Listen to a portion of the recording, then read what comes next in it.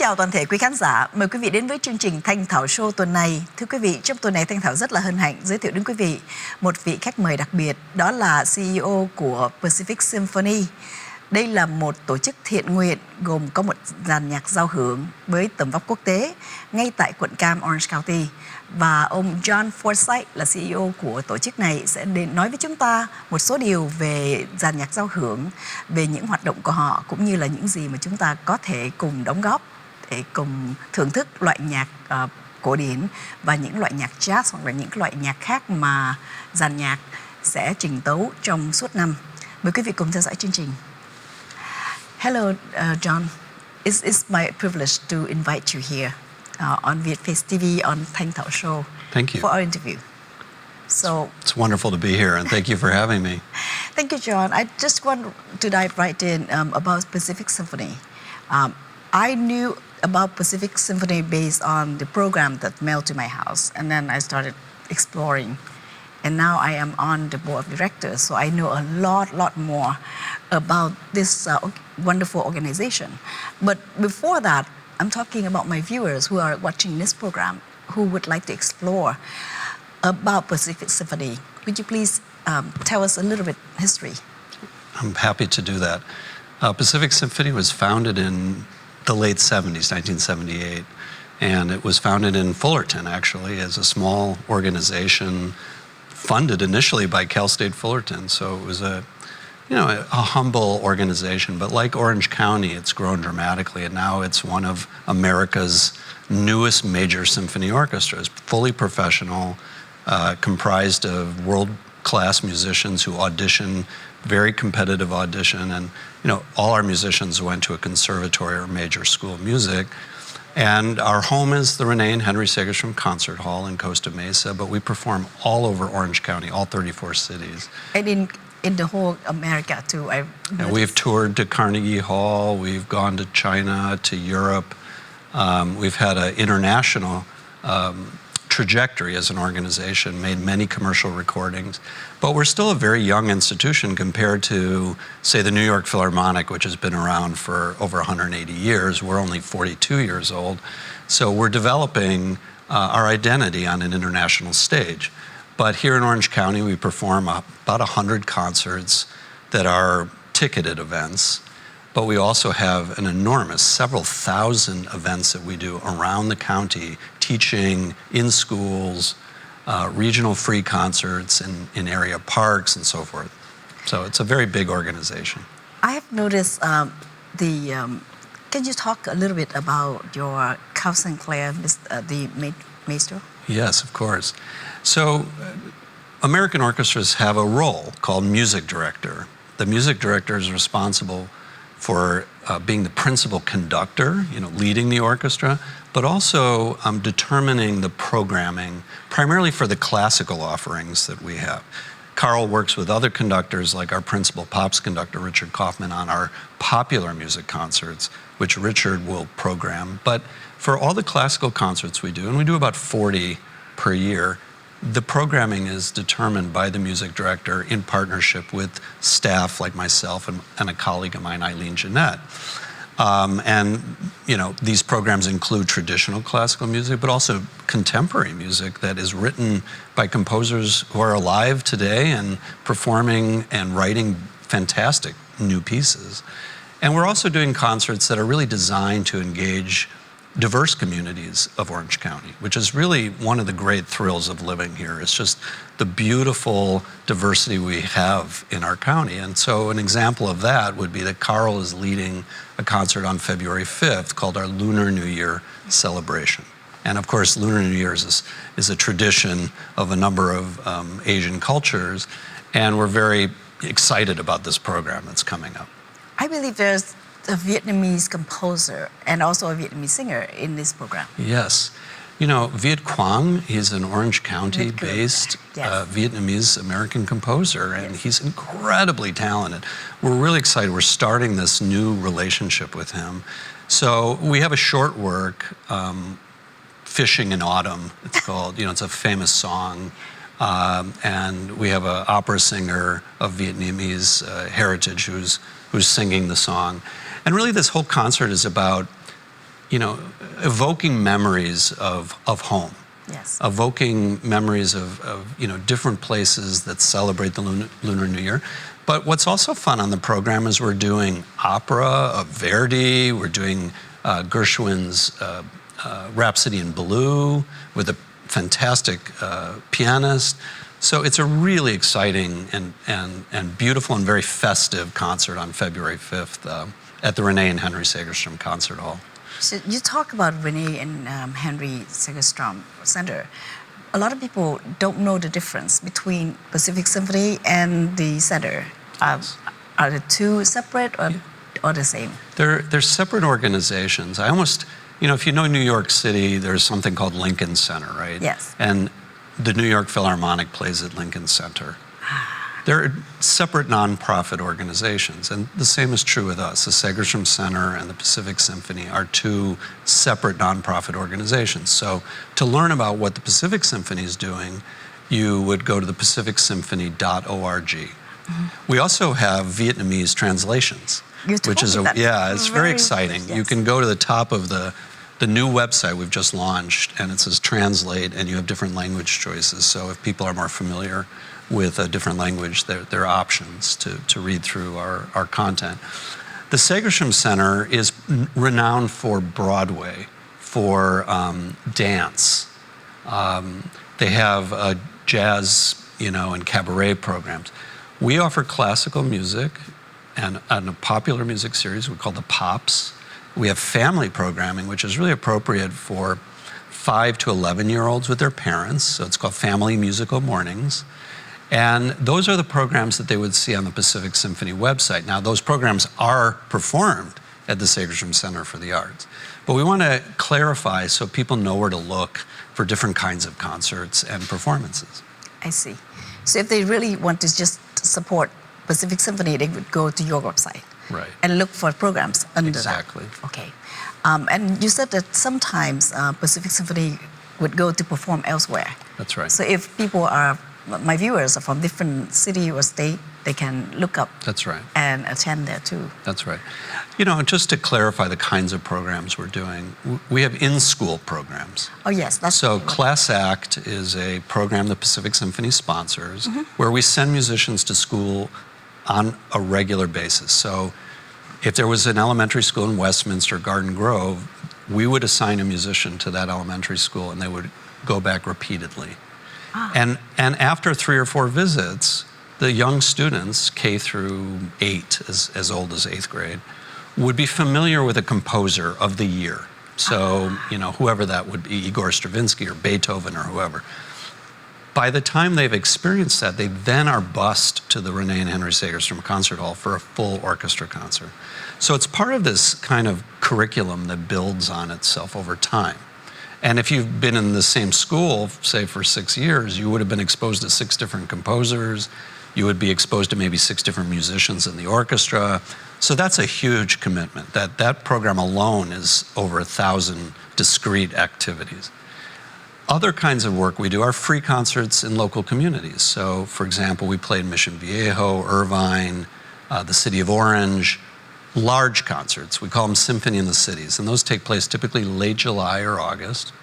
And we just acquired a lovely stage we call it Symphony on the Go. It's a trailer, you'd see our Yes, I've seen that. Your pictures on that.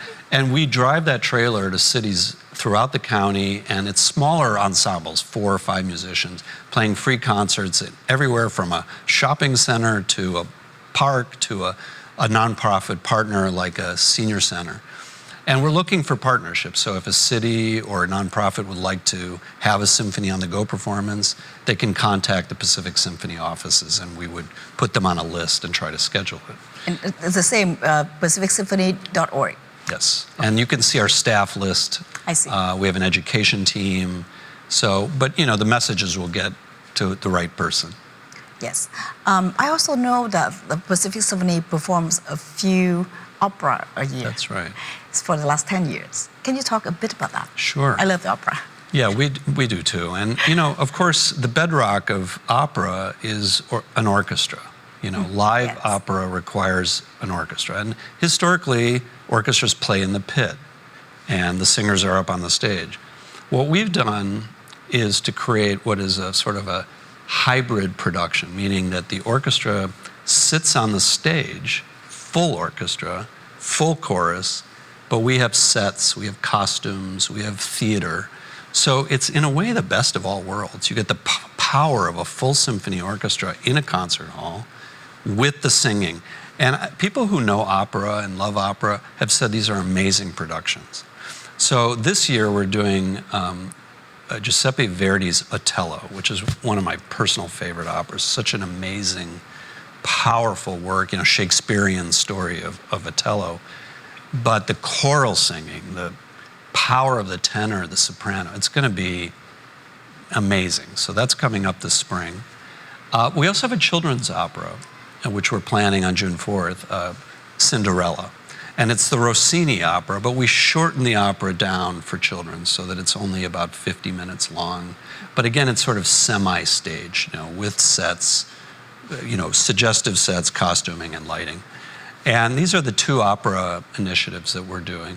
In addition, all the choral music we do with the Pacific Chorale, our fantastic choral partner, professional choral organization that we work with. So we are doing Mozart Requiem late in the season, and we're going to do a theatrical version of the Mozart Requiem, telling the story of Amadeus, the famous film about Mozart. Yes, Mozart. And then the Verdi would be another big choral exploration. As a not-for-profit company, how could you sustain such great and various programs? It's difficult. And we are a community-focused organization. So much of what we do is free. Yes, I'd say maybe 35% of our budget is from ticket revenue. 60% roughly is from private donations. Very little, less than 1% traditionally comes from government support, which is different than Europe or other countries that support their orchestras. We really are dependent on the individual to donate to what is called the annual fund of the Pacific Symphony. So our total budget is about $22 million. We generate about $6 million in ticket sales, another $1 million in contracted services when we play for the ballet. But everything else beyond that is donations. And what's more challenging in Orange County is it's mostly individual gifts. It's not big corporate giving. I mean, we have some very generous corporations, Disneyland and Farmers and Merchants, Bank of America, they support us. But the majority, 80%, comes from individual contributors. So we're always grateful for a gift of any size, which can be made on our website. But most importantly, we really just want people to enjoy the sound of a symphony orchestra, this incredibly beautiful, powerful sound in this concert hall, which is one of the world's greatest concert halls. If they have not been to Costa Mesa and to the Renee and Henry Segerstrom Concert Hall, I'm inviting you to come and hear your Pacific Symphony. It's your orchestra, and we'd really love to welcome you there. Wonderful. I've been there a few times. I love the organ too. Yes, Talk the about organ. It's a beautiful piece of instrument. Carl St. Clair, our music director, he always says, it's a real concert hall when there's an organ in it. Exactly. So the organ is like, in any church, it's a big pipe organ. Yes. But it was specifically designed for this room, for the acoustic nature of this 2,000-seat concert hall. So it's about 4,300 pipes. And when they come to the hall, when a guest comes to a hall, they see, sort of the organ pipes. They're only seeing about 1% of all the pipes. What's behind is a giant cavity, the size of the studio, with pipes that are as small as my pinky to ones that are 60 feet in length. Wow. They're all handmade at a organ manufacturer, Fisk Organ, which is in Worcester, Massachusetts. So all the pipes were, basically trucked over to Orange County. They were installed in this big cavity, the organ loft. And if you look at an organ keyboard, you see 4 keyboards. It's like a piano, but with 4 of them. Because each one of those keyboards is a different division of the organ. Some, small pipe divisions, it's like a Baroque 17th century sound, to these massive, the grand, and even the foot pedals and deploy pipes. And it's all controlled by valves, so you would see all of these knobs that organists pull on to open valves up, and then new clusters of organ pipes are opened, and the air, which is a big pump in the back, air pump, releases the air into the various pipes. I know playing the organ is one of the most complicated things I've ever seen, requiring hand, feet, and so much coordination. And every sound is different because different organists would approach the same music quite differently. So hearing the organ with the orchestra, and we're doing a big piece, the Organ Symphony. Saint-Saëns, a French composer, wrote this incredible piece. To hear the orchestra, which is the modern day invention that essentially replaced the organ, right? Yes. Because you have pipes on the organ that are called piccolo and flute and trumpet. The orchestra replaced the organ essentially. Wow. So. I attended the the holiday season, and I was so impressed. Oh, I heard that the organ was a gift. Yes, it was. So talk about the gift and how much. Yes, it was a beautiful gentleman named William Gillespie, who, in many ways I credit with keeping the Pacific Symphony alive in the early days. He passed away recently, unfortunately, but he was a beloved figure. We called him an honorary member of the orchestra. And he loved the sound of the organ, so he made a very large multi-million-dollar gift to support the construction. And then there were other individuals who finished off the fundraising. But I want to say the total cost was $2.5 million. Wow. And once it was installed, what's interesting is it has to sit for a number of months because it has to settle. Oh, I see. And then once the building settles, because it changes the tuning of the pipes, then the organ company tunes the pipes. And every so often they have to come back and tune the instruments so that it's not out of, sync with the orchestra. Of you course. can imagine. Of course. Yeah. So as you're here with the Vietnamese viewers, Vietnamese American viewers, what would you like them to help you to support this great organization that is the Pacific Symphony? Well, we're incredibly honored to be in a county that has a large community of Vietnamese Americans. I'm very proud of that. I think it's something I tell my friends in Chicago and New York. I say, Orange County is incredible. And we're hopeful that people from different backgrounds explore the symphony and find beauty in this incredible creation. Every culture has classical art, traditional art. Right. But in orchestra, I see it as kind of a blank canvas, so anybody can write for symphony orchestra. So now we have this relationship with Viet Quang, who writes in a style and with his background being of Vietnamese descent, it sounds different and unique, and yet he was trained in writing for an orchestra. So I think what I would just say is it's an opportunity to come together as a community, no matter what your background is, and enjoy something beautiful, powerful, uplifting, and fun.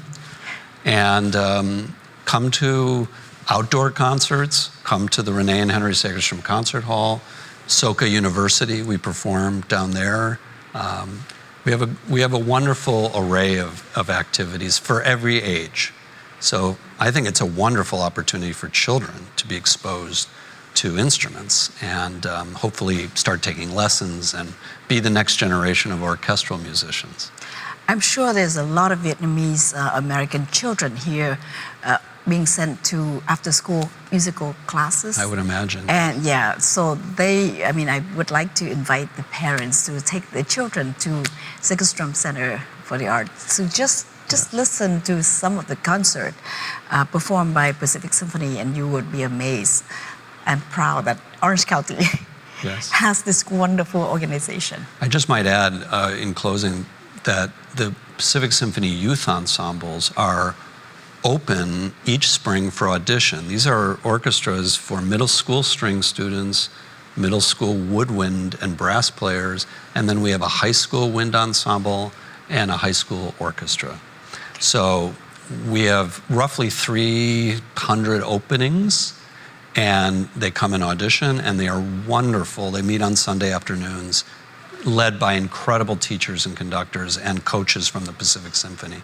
So that's something that parents could introduce who are, pretty advanced instrumentalists in middle and high school. Sure. Thank you so much for your time, John. My In pleasure. closing, what would you like to say to my viewers? Well, thank you all for tuning into this wonderful program, and we're delighted to see you at the next concert, hopefully in the very near future, end of January or early February. We look forward to it. Thank you.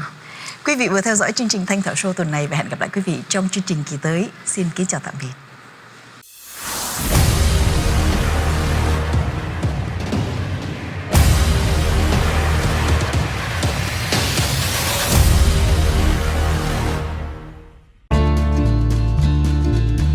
Nếu quý vị thích xem những chương trình này, xin nhấn vào nút subscribe để có được các thông tin và phóng sự mới nhất từ Vietnamese TV.